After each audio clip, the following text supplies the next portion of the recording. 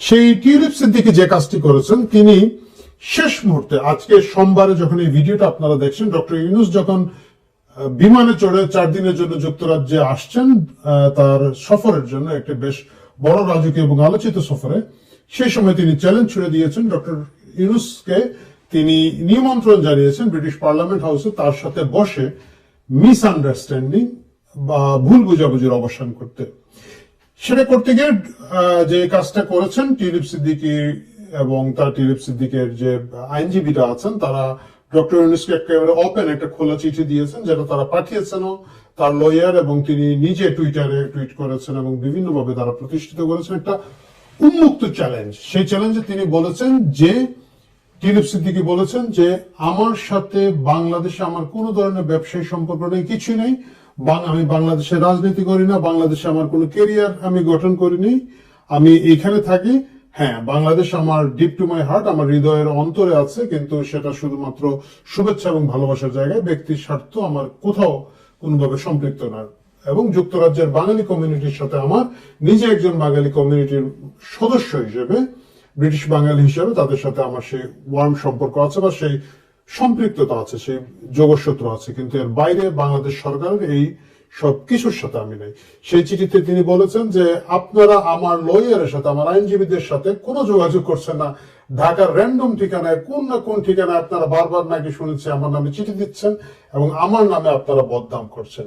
ঠিক আছে, এই সবগুলো নিয়ে আমাদের কোন ধরনের ভুল বুঝাবুঝি যদি থাকে, আপনি আমার সাথে বসেন, চা খান, খাবার খান, খেয়ে আমরা সেই ভুল বুঝাবুঝিটা মিটমাট করি, আমি আপনাকে ব্যাখ্যা দিই।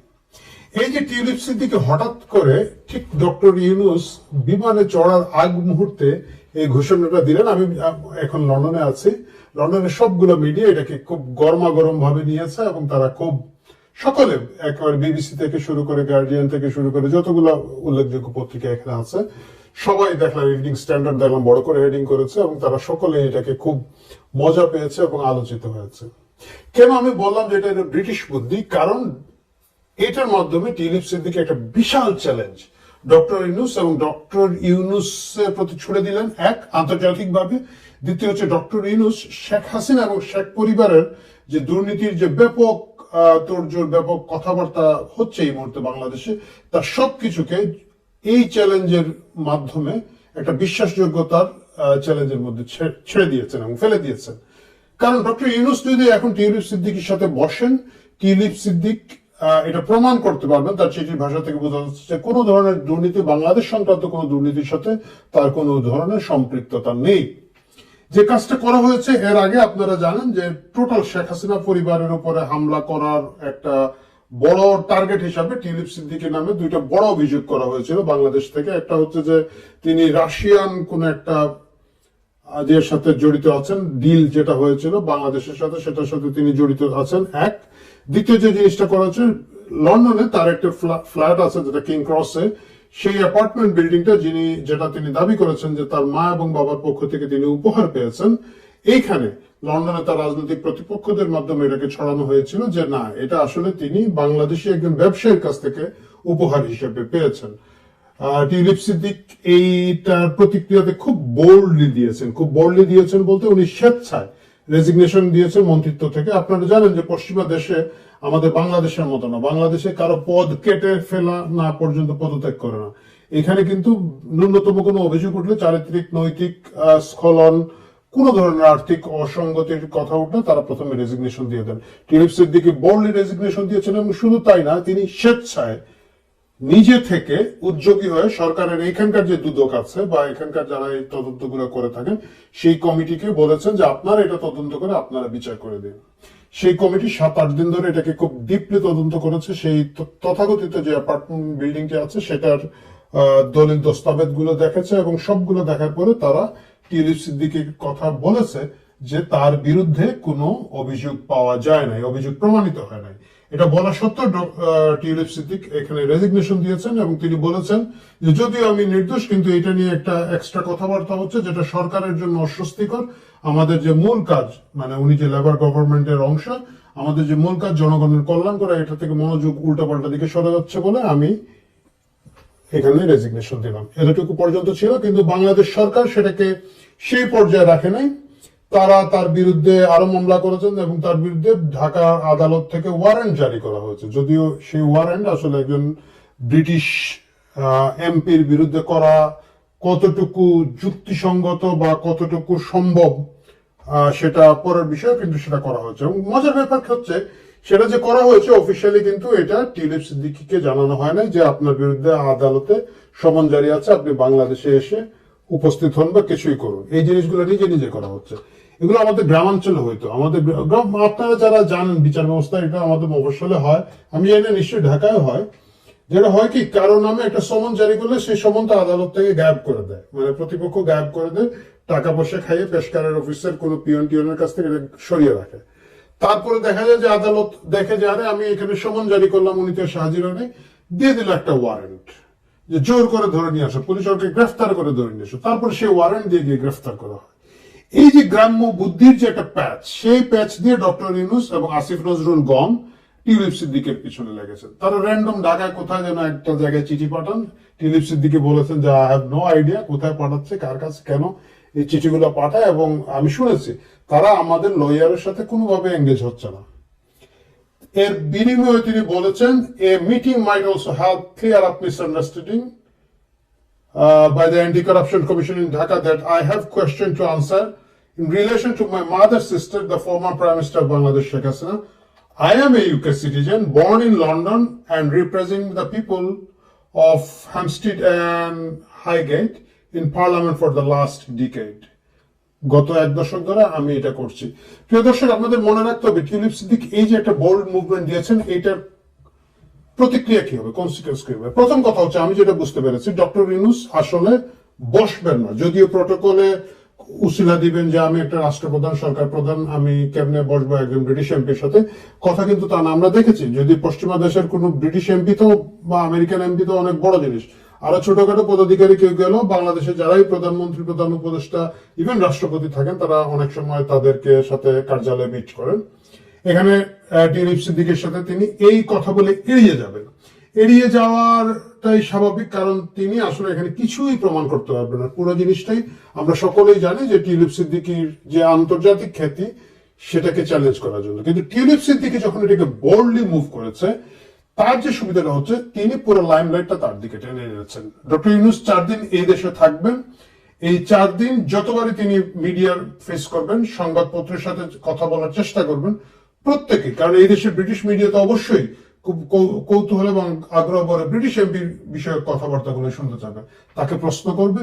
এবং তিনি যে অ্যাওয়ার্ড পাচ্ছেন, হারমোনি অ্যাওয়ার্ড পাচ্ছেন, বা অন্যান্য ব্রিটেন রাজ পরিবারের সাথে, ব্রিটিশ সরকারের বিভিন্ন শীর্ষস্থানীয় নেতাদের সাথে, এমনকি হয়তো প্রধানমন্ত্রীর সাথে বৈঠক করার তার কথা রয়েছে, এই জায়গাগুলো থেকে আসলে লাইমলাইটে চলে যাবে টিউলিপ সিদ্দিক ভার্সেস ডক্টর ইউনূসের দিকে। এতে গিয়ে টিউলিপ সিদ্দিক চোখে আঙ্গুল দিয়ে আন্তর্জাতিকভাবে প্রতিষ্ঠা করবেন, যদি ডক্টর ইউনূস তার সাথে মিট না করেন, যে দেখো আমি যে নির্দোষ, এই যে দেখো আমি এই চিঠিটা দিয়েছিলাম, আমি বলেছিলাম, মিসআন্ডারস্ট্যান্ডিং কিছু থাকলে, ভুল বুঝাবুঝি থাকলে সেটা আমরা মিটিয়ে ফেলতে চাই। তিনি আমাকে ফেস করেন নাই, এবং এটা যে ফেস করেন নাই, সবচেয়ে মজার ব্যাপার হচ্ছে ডক্টর ইউনূস যদি ফেস নাও করে থাকেন, ডক্টর ইউনূস যদি কাউন্টার কিছু করতে চান, আমার কাছে মনে হয় যে ডক্টর আব্দুল মোমেন, দুর্নীতি দমন কমিশন দুদকের যিনি কি বলা যায় চেয়ারম্যান, দুদকের চেয়ারম্যান সাহেব আছেন, তিনি ডক্টর ইউনূসের সাথে সফর সঙ্গে যাচ্ছেন। তিনি কিন্তু চাইলে দুদক চেয়ারম্যান ডক্টর আব্দুল মোমেনকে ওখানে পাঠিয়ে দিতে পারেন, যে ঠিক আছে আপনি আব্দুল মোমেনের সাথে বসেন। আমি নিশ্চিত আব্দুল মোমেনও বসবে না, কারণ আব্দুল মোমেন নিজেও জানে যে এটা একদম একেবারে একটা ভুয়া জায়গা থেকে তারা একটা অভিযোগ করেছে। অভিযোগটা কি হয়েছে, যে পূর্বাচলে শেখ রেহানা নামে একটি প্লট আছে। আপনারা জানেন যে পূর্বাচলে বিভিন্ন ক্যাটাগরিতে সরকার বিভিন্ন প্রিভিলেজ জনগোষ্ঠীকে প্লট দিয়েছে। শেখ রেহানার একটা প্লট আছে।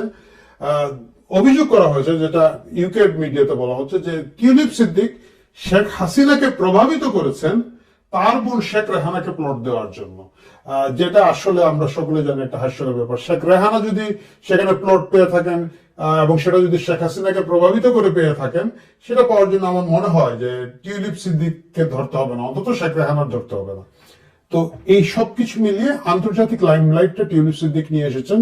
এক, তিনি তার রাজনৈতিক জায়গাটা অনেক বেশি রিগেইন করেছেন। আমাদের মনে রাখতে হবে টিউলিপ সিদ্দিক কিন্তু এখানে শেখ মুজিবের নাতনি বা শেখ রেহানার ভাগ্নি, শেখ রেহানার মেয়ে, এই হিসাবে কিন্তু এখানে রাজনীতি করেন না। শি ইজ এ মানে তিনি একজন ঝানু পলিটিশিয়ান।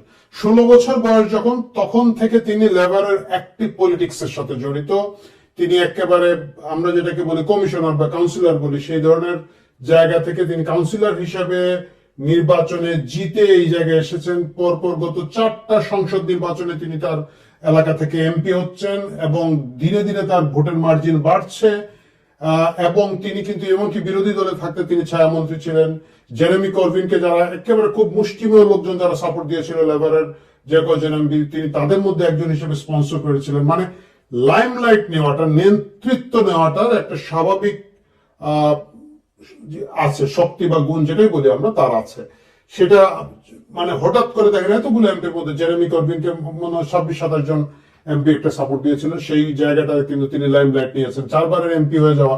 এবং যে জায়গায় হয়েছেন এটা কিন্তু খুব বাঙালি অধ্যুষিত এলাকা বা খুব আমি আপনি ভাই বেড়াদারের এলাকা তা কিন্তু নয়। সেখানের মধ্যে একটা বড় জনগোষ্ঠী, একটা খুবই মাল্টিডিসিপ্লিনারি ব্যাপার স্যাপার আছে, ডাইভার্স জনগোষ্ঠী আছে, ইহুদি জনগোষ্ঠীর একটা বড় সংখ্যক লোকজন এখানে বাস করেন। সবকিছুর মধ্য দিয়ে কিন্তু টিউলিপ সিদ্দিকী পরপর জিতে আসছেন। সুতরাং বোঝা যাচ্ছে, আমাদের আপনাদের কাছে হয়তো মনে হবে আরে শেখ রেহানার মেয়ে, এই জন্য তো বাংলাদেশে হলে তো মন্ত্রী হইতো বা মেয়র হইতো, যে দক্ষিণের মেয়রের মতো হইতো, সেটা না। কিন্তু শি ইজ এ পলিটিশিয়ান এবং সে 16 বছর বয়স থেকে কিন্তু এই ঝানু পলিটিক্স এর ভিতর দিয়ে ব্রিটেনের মতো জায়গায় বাংলাদেশে বংশোদ্ভূত একজন মন্ত্রী হিসেবে কিন্তু নিযুক্ত হয়েছিলেন। সেই টিউলিপ সিদ্দিকী যখন এই খেলাটা খেললেন, এইটা ডক্টর ইউনূসের বিশ্বাসযোগ্যতার ভিতকে অনেকখানি নাড়িয়ে দেবে। আমার কাছে কেন যেন মনে হচ্ছে ডক্টর ইউনূস যদি এই খবর আগে পেতেন তাহলে হয়তো হারমোনি অ্যাওয়ার্ড নেওয়ার জন্য উনি নাও আসতে পারতেন। কিন্তু ডক্টর ইউনূসের একটা শখ, আপনি জানেন যে উনি 10 মাসে কিন্তু এটা তার 11তম বিদেশ সফর। মানে প্রতি মাসে একবার বিদেশে যদি উনি না আসেন উনি আরাম পান না।